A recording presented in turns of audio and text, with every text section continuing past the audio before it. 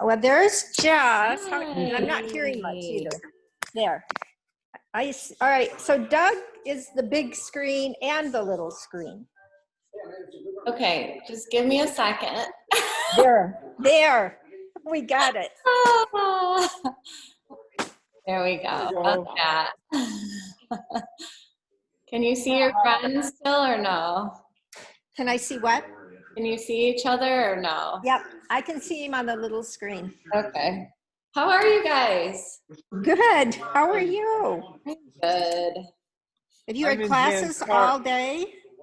No. On Thursday, there's a few classes in the morning. There's some private training. Ah.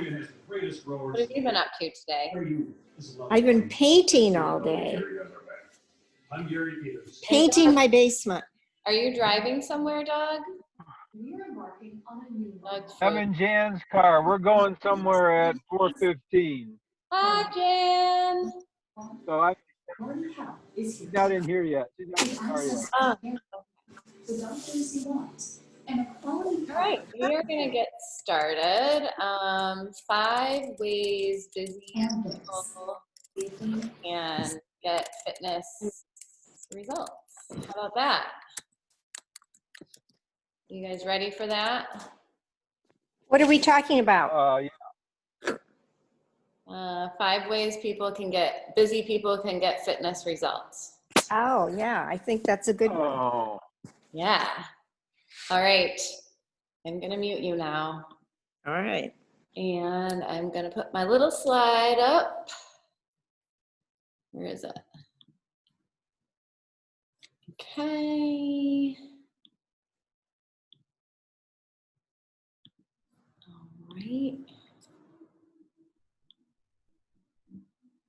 All right. 5 ways super busy people get fitness results. Whether you have 20 minutes or an hour, this is the solution for you. So the reason I'm doing this today, hold on, that stupid air conditioner just came on.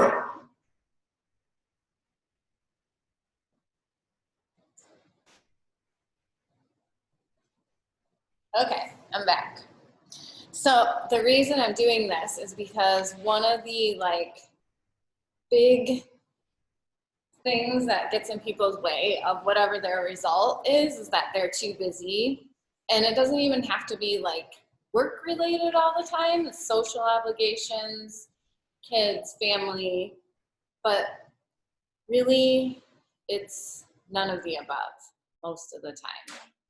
So we're going to talk through it and hopefully people will gain some insight into their own perspectives and rationalizations, and then we're going to give some tips on things you can do when you are very short on time, because that is also the reality of life. Sometimes you don't have time.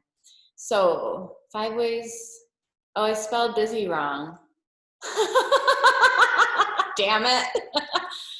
Okay, so the reasons why people don't work out or eat well. Hold on, I gotta get you guys off of here.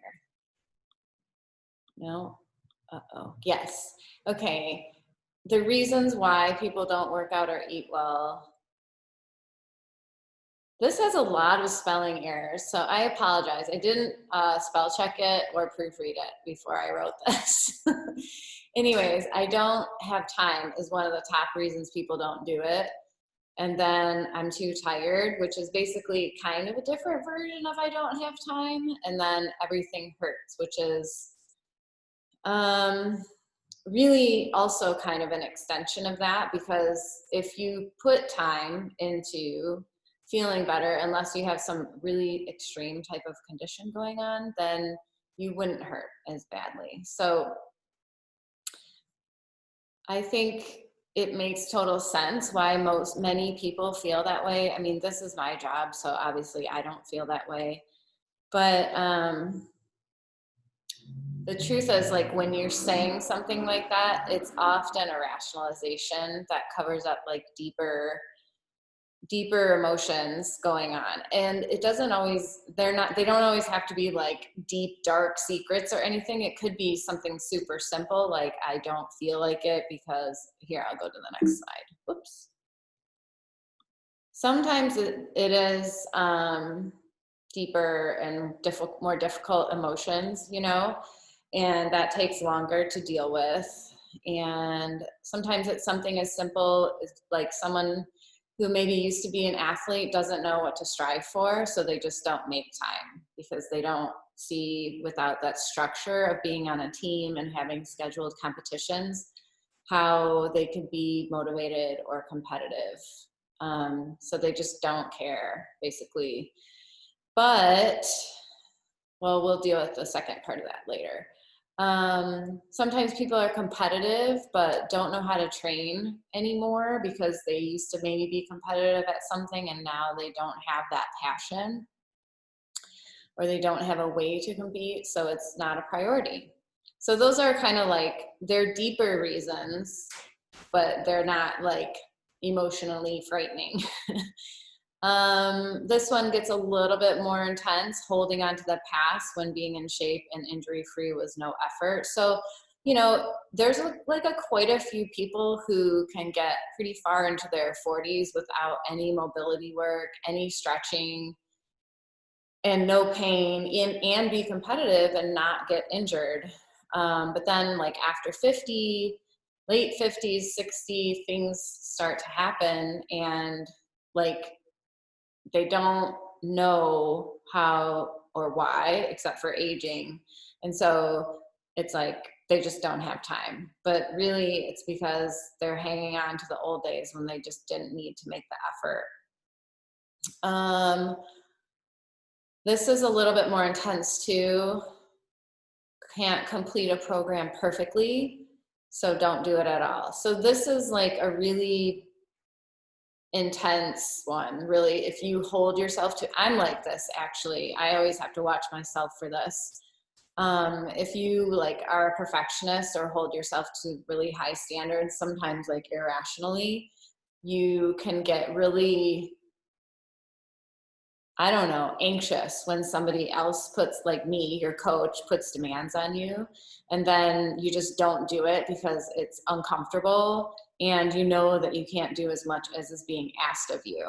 So that, I get that one probably more than any of the ones up here. And like, I know that probably people that I play volleyball with see that the most, because I like can't stand it that I'm not better. It just like drives me insane. And a little bit with running too. When we enter a race, I bet my running friends can see that. So that is something that like I know about myself, and I personally just force myself to go forward. Like in volleyball, I make myself compete with the people that are better than me, even though I know I'm not as good. And in running, I make myself run with like the faster pace groups because I know that like I'm not really a runner. So like it's pushing me, but I also have a lot of anxiety around that. So, but this can happen with just fitness programs, you know, like it's too much to ask and you don't want to say like, can I do less? So you just don't do it.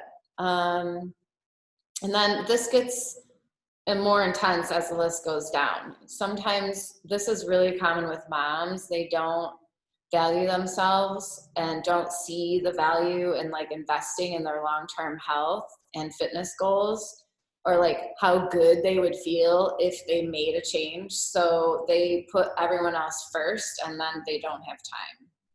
But really the problem is they don't see the value in making time for themselves, because these little ones and then all the family stuff. And again, you know, you might not have an hour a day to exercise if you have 3 kids at home, but you don't need to have that to get pretty good results. Like, might not be a bikini model, but you can do a lot with 30 minutes 5 times a week, or 30 minutes 4 times a week. And then this final one is probably one of the more intense things people go through, which is facing their emotional relationship with food. And that's like a whole deep, dark, it can be deep and dark, or it can be like I just like to party and eat, but usually there's deeper stuff related there. And it's very hard to deal with that kind of stuff. But, you know, knowing that's what it is versus saying I don't have time is like an important first step. So those are some of the deeper causes. There's more, but those are the ones that I thought of while I was doing it. Now it's time for my soapbox speech. As you know, I can go on and on about rationalizations around food and training choices. But honestly, like most adults who think they don't have time are just, they're missing an important piece of the entire puzzle. They don't see how making time now for your nutrition and training is an investment actually in your relationships and your career and yourself. Because when you feel like you're in good condition and you're eating the things that like make your brain work the best and make your body work at its best, you're being your best self as a person. Like, I'm not saying that means you need to be a certain weight actually, but if you're doing constant things where you're like eating food that doesn't nourish your cells properly and you're very, very inactive, and you have subsequent emotions, which can be like depression about how you look, even if you're happy in other areas, like insecure about something, lack of confidence, whatever, like a lot of things you can feel around this topic that aren't great. You know, everybody's different in what they want for themselves, how they feel, what they want to look like, and that's fine. But when you don't make time to make these good choices for your health and well-being, your definition of whatever that is, then you're not being your best self, and you're limiting how present you can be when you are at work, when you are with family, when you are with friends, because you feel less than good. So I think it's important to let that like sink in, especially I think as you go through time in your life, when you're 20 versus 40, 60, 80, you know, these choices are exponentially more apparent in the way that you feel and how you're able to show up. And so even if, let's say, someone listening, I know Phyllis and Doug are a little bit older, but there's a pretty big age range of members. Let's say you're in your late 20s or 30s, like, yeah, maybe you're not feeling that way yet, but establishing the good habits now is only going to help you maintain them as you go through time in your life. And I think everybody knows that, but I really like when you aren't doing something because of time, like looking at the deeper, and this is like not a 1 week where you were too busy. I'm talking about like 3 months, 4 months, 5, 6, a year, whatever. That's when you really need to look at what's the deeper thing going on. And then am I really like looking at the long-term benefits of having these consistent habits that make me better, that make me my best. So that's my little speech on that.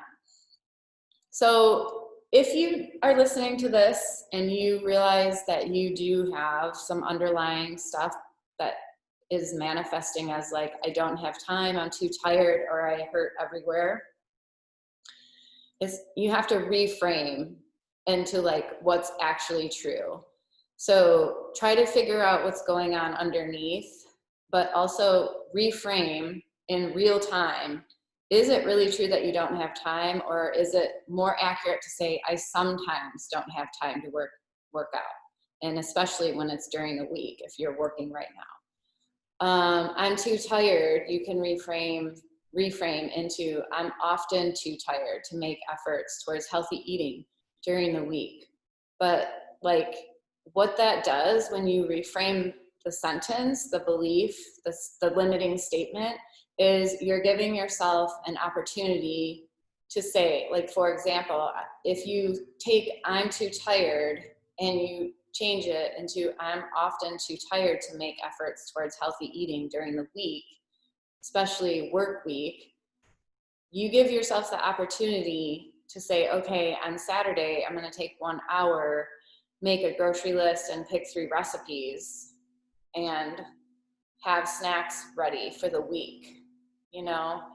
But if you just keep saying, I'm too tired, you're never going to see that there is an opportunity when you're not too tired to do some planning and to give yourself an advantage. And then this last one, I have X injury. Oh, look at all these errors. Oh, well, good thing you guys don't care. Equals, you know, this injury is currently limiting me from what I want to do, but there are other things I can still do. So if you say like, my knee is hurting me, I can't run, and then just do nothing, you know, if you change it to, well, my knee is hurting, I can't run, but I can do swimming or the elliptical, you know, you're giving yourself that opportunity to stay consistent and be healthier and go forward versus kind of letting things compound in the other direction and keep momentum, which we know is really important. Okay, so reframing. And now here are the 5 ways that you, if you are super busy, can get really good fitness results. First, evaluate how you're spending your time with the time tracker sheet and label every segment. So I think on Tuesday I sent everyone an email that had a link to a time tracker sheet. And I actually have been doing this myself. And I was literally shocked at how badly I was managing my time when I wasn't with clients. Like when I'm with clients, I've got it like boom, boom, boom, boom, boom. You guys know that. But beyond that, it was, you know, I'm just like, la, la, la, oh, I'll do this, oh, I'll do that. It's like my ADD is in like full effect. So I challenge every single person that's listening to this to print out that timesheet. You can find a link to it in your email. I emailed every single person that's in the membership. But I challenge you to print out like 4 of those and use it throughout the day for 4 days in a row. And if you can't tell me that you didn't find, if you tell me you didn't find any spare time that you're not just wasting on social media or watching Netflix or doing nothing, I will be amazed. I'll think of a prize to give you because I don't believe it. So when you do that and you find that, oh, wait, I do have time, now you got to do something about it. So if you don't do the exercise, then you can still hide behind this concept, I don't have time. But if you want to really get to the outcome that you feel is important for you when it comes to food and training, then you need to do the exercise. The second thing is deciding on goals based on the time you do have available. So you might want to run a marathon as your goal, but you might also have 4 kids that are not going to school in the fall because of this pandemic. So in this case, establishing an aerobic base would be a better goal. It takes less time and there's no races right now. So you can adjust and then you can do it on the treadmill inside if needed. There are a lot of things that you can adjust based on your life situation. If you have an injury that's limiting you from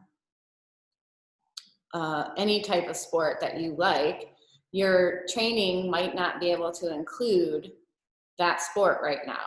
But what you can do is focus on non-impact cardiovascular and mobility and post-PT exercises as a way to keep your momentum. So that's an adjustment that you have to make. But all that time that you were spending doing your sport that you now can't do, you can redirect that time to being better about the things that you are capable of. Okay, allowing yourself to be held accountable by sharing your goal. So like, for example, in this membership, some people like everybody did really great when I sent out like, tell me what your goals are. I really love that because I think it's really important for you guys to be the ones that make the goal. If this isn't about me, I mean, yes, I want to push you and yes, I want you to reach your potential, but this isn't about what I think your goal should be. I know what you need to do for your health, but if you tell me this is what I want, Jess, I'm on board with that, as long as like I want to be a couch potato or some lame thing like that. So, but if you say your goal and then you put it like in your lowest desk drawer underneath like your yellow book, phone book from 1985, and that you never throw away along with all the other stuff from the 80s that you're saving, you know, it's not going to help you or me. I'm probably going to go more crazy than you, but like by doing that, you're not holding yourself accountable and not letting me hold you accountable. And therefore you're not going to go anywhere, probably. So that's one of the things. Allow yourself to be held accountable by sharing your goal. Okay, create a realistic food plan with the goal of making it a little bit better than the week before. Okay, so look, if you're busy, you're not gonna do a perfect eating plan like in 1 week. Okay, it's really silly to try that, and it will most likely backfire and make you very unhappy because you put a bunch of effort in and didn't get anywhere.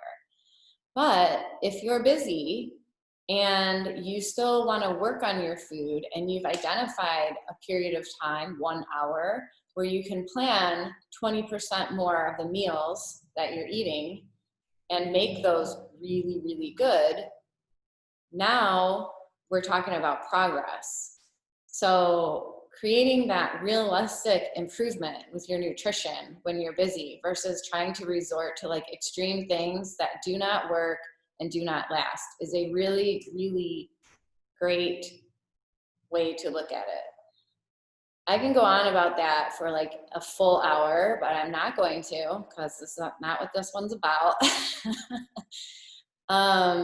Okay, and then the fifth one is plan your training times ahead and maximize the time you do have instead of doing nothing at all. And I'm gonna give you ideas about this in the next slide. So one thing that I know for myself is like, if I don't identify when I'm going to work out, I will fill my time to the point where I'm like messing up the other things I have scheduled in order to get my workout in. So I've learned that about myself a long time ago, and I changed so that I do identify when I'm going to work out in advance. And I recommend that anyone with fitness as a priority, don't take that lightly. Like, it helps tremendously when you write something down at like, I'm gonna do my cardio at 5 p.m. right after work. I have an apple for a snack. I'm gonna drink my water bottle, and that's what I'm doing.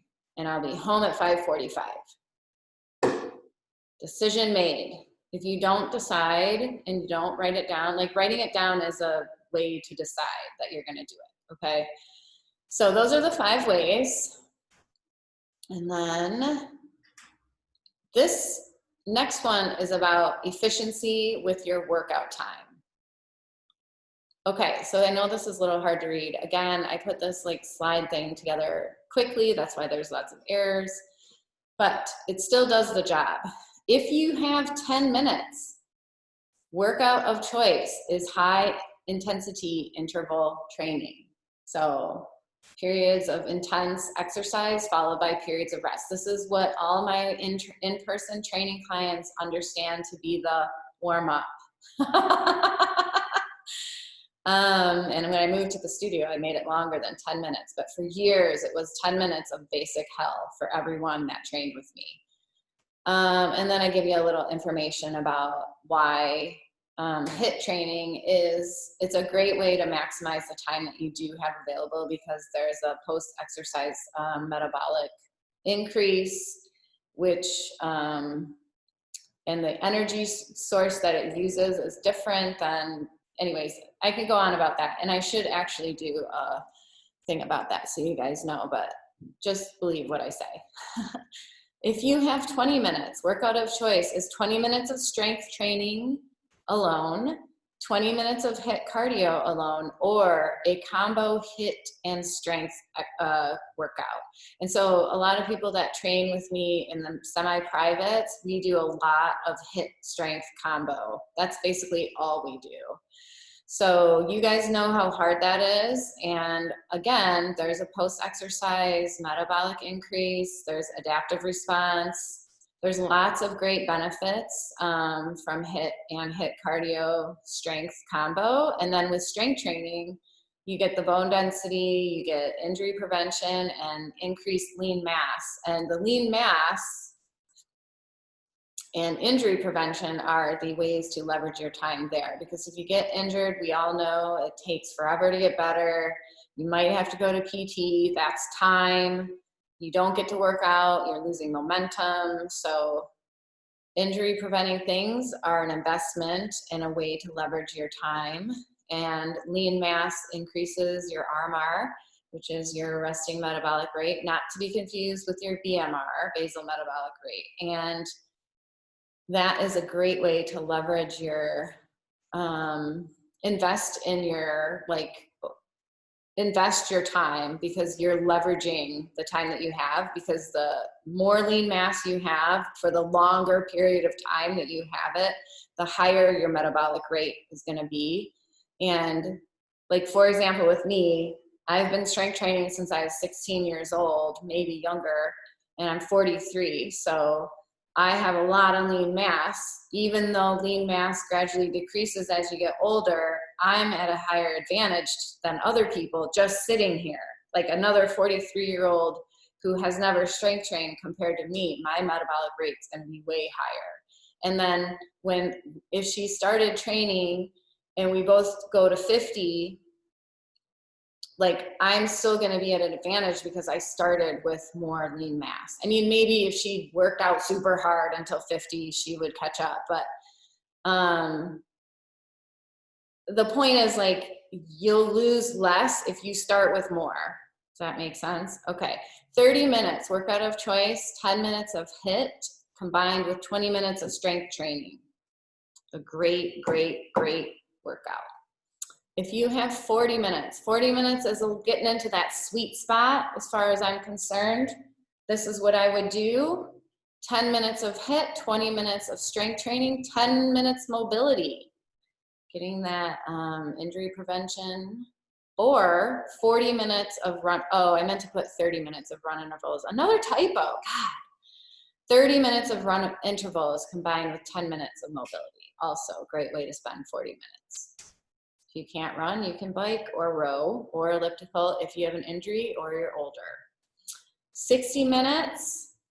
If you have 60 minutes, the classic Jess workout, 20 minutes of HIIT, 30 minutes of strength training, 10 minutes of mobility.